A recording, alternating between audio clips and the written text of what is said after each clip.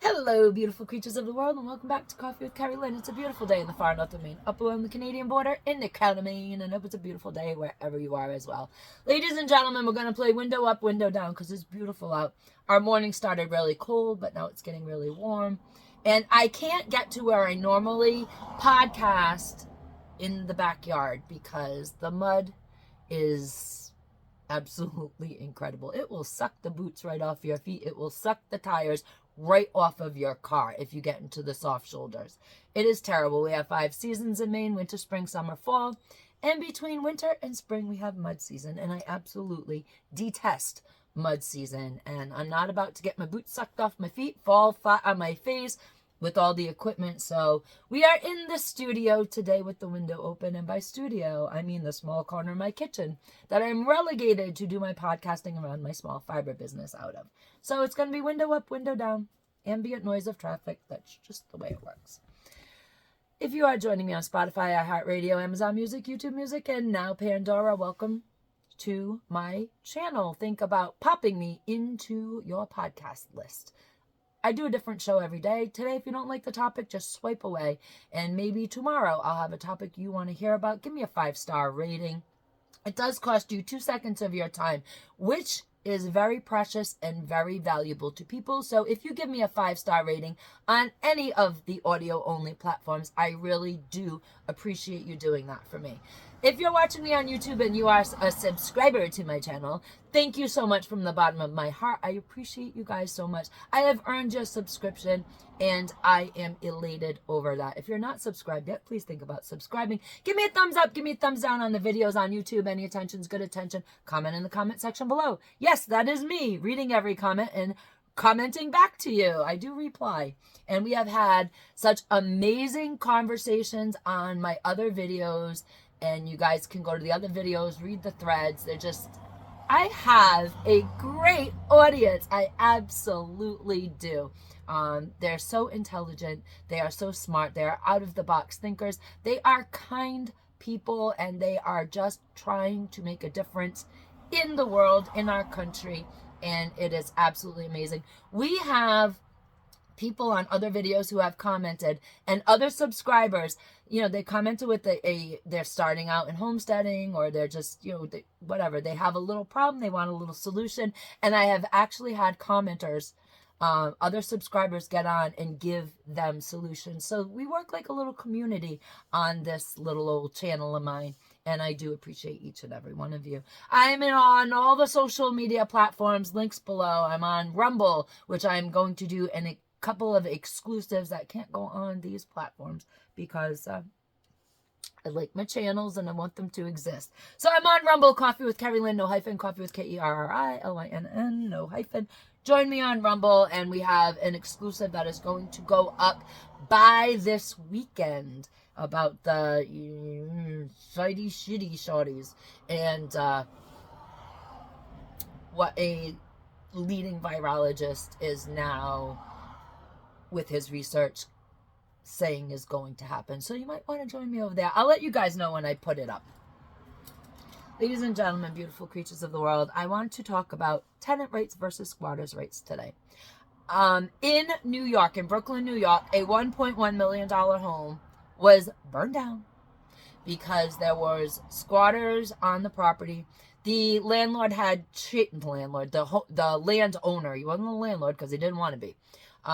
The landowner had chased these people out of the home several times, hired contractors to fix the home. He was going to do whatever he was going to do to the home, whether it was move into it or sell it. It doesn't matter. He owns it, and he was not renting it to anybody. And illegal tenants, I'm not saying illegal migrants, and I think this is where the news is not using the proper term. There are different laws for tenant rights than there are for squatters' rights. But what everybody is saying is there are squatters when they're actually illegal tenants. But because we have open borders and because we have an illegal criminal migrant problem, saying illegal tenant, people are going to confuse that with illegal criminal migrant. And so it's easier to say that they're squatters because they don't belong there when they're actually illegal tenants. They don't belong there. They don't have a lease. The place was never rented out to them. And I'm going to talk about this in terms of the state of Maine because that's where I live. And we have tenancy rights and we have squatter rights like every other state. Tenancy rights are generally a short period of time, anywhere between 14 and 30 days before that you're living on somebody's property and you don't have a lease, you're not supposed to be there. And that is a tenancy right issue. That's why it's got to go through tenancy court. Evictions. Squatter rights generally take years and years and years. Some states 10, 15, 20, 25, 35 years before somebody who is illegally living on your property gets to claim the right to your property. So there's two different things going on. We also have our wacky moonbat governor has decided in our state that you can take a tent, put it anywhere, and you got to be evicted after that. But we're going to get into that in a bit. I saw this crumbling in 2005, 2006, ladies and gentlemen, beautiful creatures of the world, with the New London, Connecticut case. Here's the long and short of it. Pfizer, it was based in Groton. They wanted to move across the river to New London, the wharf area. There were homes there, not summer homes, year-round residential homes. It was a residential community. And Pfizer wanted the land so that they could build a facility.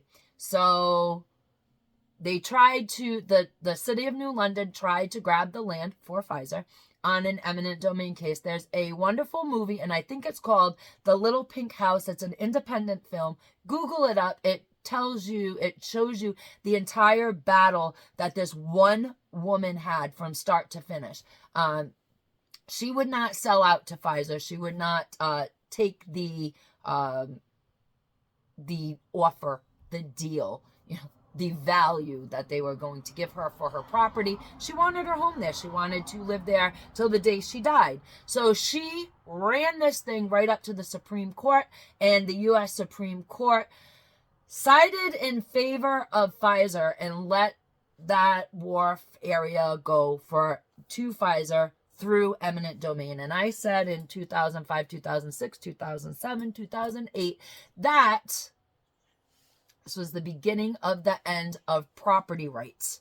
So if you owned it, you are now not only going to have to surrender your property rights through eminent domain to your municipality should they want to build a road, put up a new hospital, whatever to benefit the community. We've always had eminent domain rights. Municipalities, states, they've always been able to pay you fair market value and take your property for the betterment of the citizens of the community. This was the first case ever that property was being seized under eminent domain to give to a private corporation. Long story short, Pfizer never used the facility. There you have it. But the land was gone, the people were dispersed, and the U.S. Supreme Court sided with them. Now, tenant rights versus squatters' rights. As I said before, tenant rights are generally a very short period of time. That's why people are confused because they're like, squatters' rights, but why do they have to go into court for an eviction if they're squatters? Well, they're just people that ain't supposed to be there. They're living in somebody's home, on somebody's property, and you have to go through the court system after a certain amount of days to evict them as though you are a landlord. You become a landlord de facto when somebody that moves into your empty home or onto your property, you don't want there, you don't know that they're there, and then after X amount of days, they become tenants. And these laws actually, they have to change. They absolutely have to change because people are taking advantage of these laws and using them in a nefarious way. And now the poor gentleman in Brooklyn, New York, has lost his $1.1 million home to a fire. And that's absolutely hideous. Squatters' rights generally take many, many years. Now I'm going to tell you a story about a friend of ours who had a squatter's case to fight. In Maine, a lot of people own a lot of acreage, and it's wood lots. We have 26 out back. Nothing's back there but bears, so go ahead and go try to live there. And we have a beautiful big bear family that lives out back.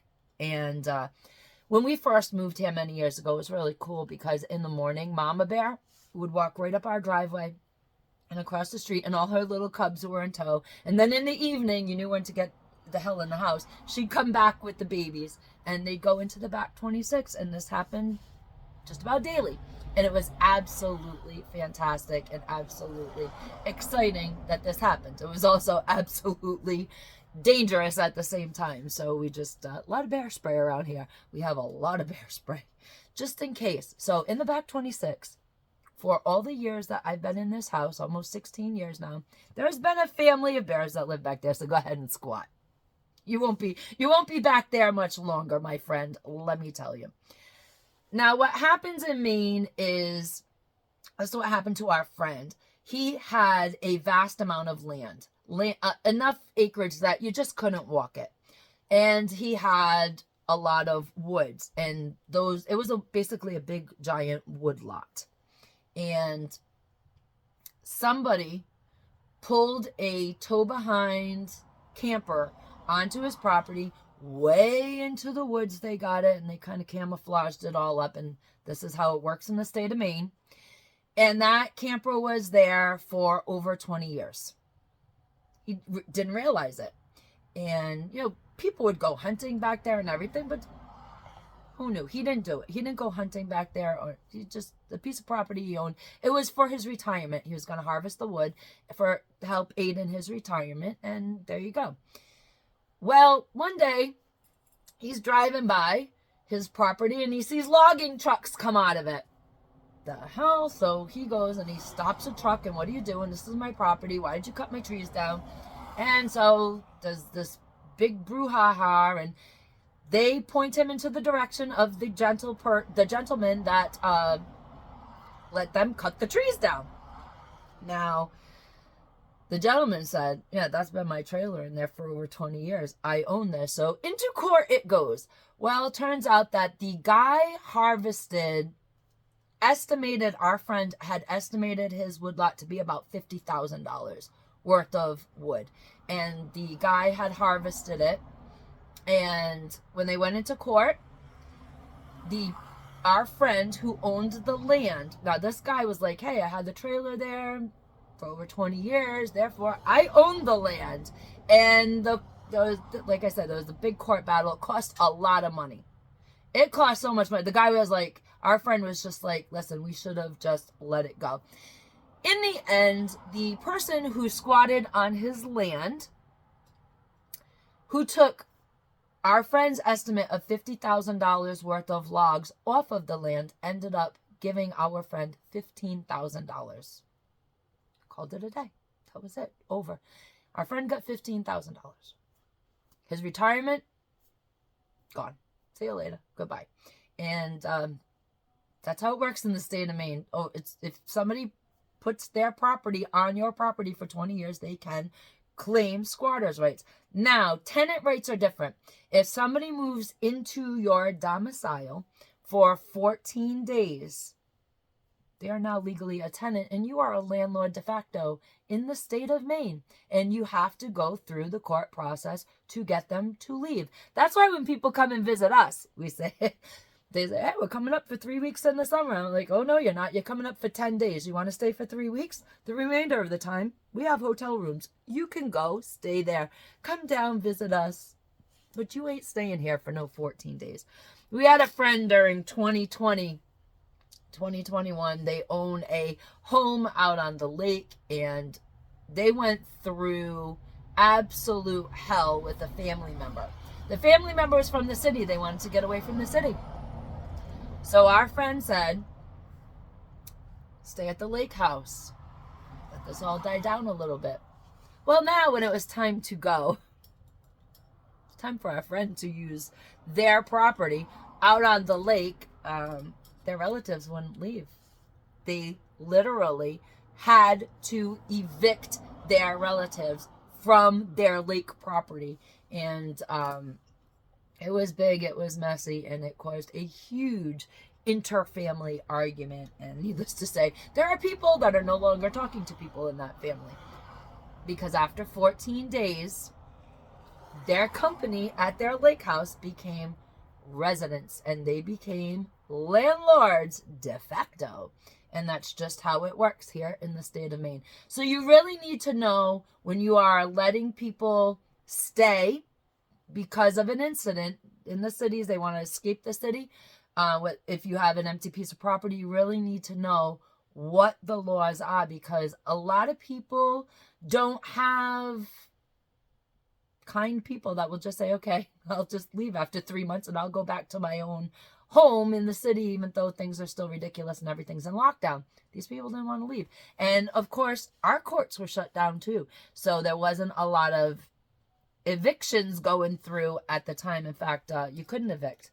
And the hotels were getting all kinds of money up here to keep people in hotel rooms that did not have homes.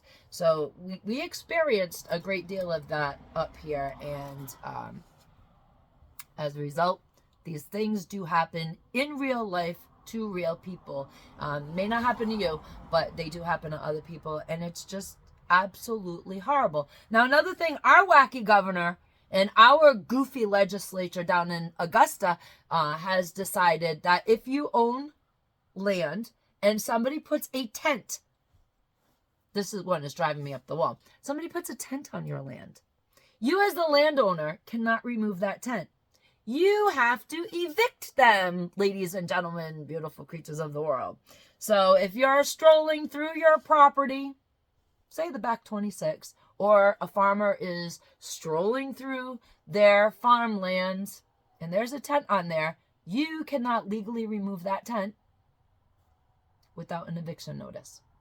Now, how the hell do I get an eviction notice to a person living in my back 26? Do you really think the mailman's going to deliver that? Absolutely not. So, those are a few of the wacky things that go on in the state of Maine. Now, this law was tested because a drugged out couple, I think this happened in Portland, if this was months and months ago, over the summer.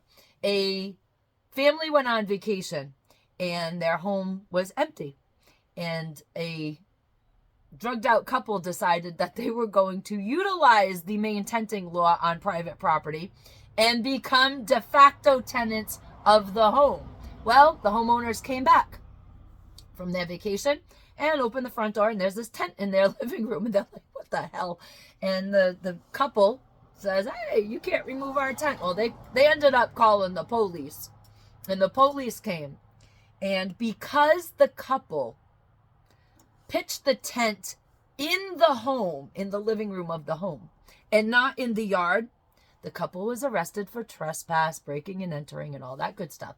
Now, had the couple put the tent in the backyard of the home, nothing the police would have done. They would have been tenants, and you would have had to go through the court system to remove them. So, while squatters' rights sound a lot sexier than tenancy rights, ladies and gentlemen, beautiful creatures of the world, you really need to know the laws in your state about tenancy. What makes you a landlord de facto? Illegal tenants. People that are claiming that you rent to them and they don't pay you no money. And yes, it does take a while to get them off of your property. Yes, there is often always destruction during their stay or when they find out that they are going to be evicted. And really, property rights are on very thin ice in this country, in many states, in many municipalities, ladies and gentlemen, beautiful creatures of the world. And homeowners are facing an uphill battle when things happen on their property that they don't give permission for. Ladies and gentlemen, beautiful creatures of the world, carpe diem, because no one promised you a tomorrow.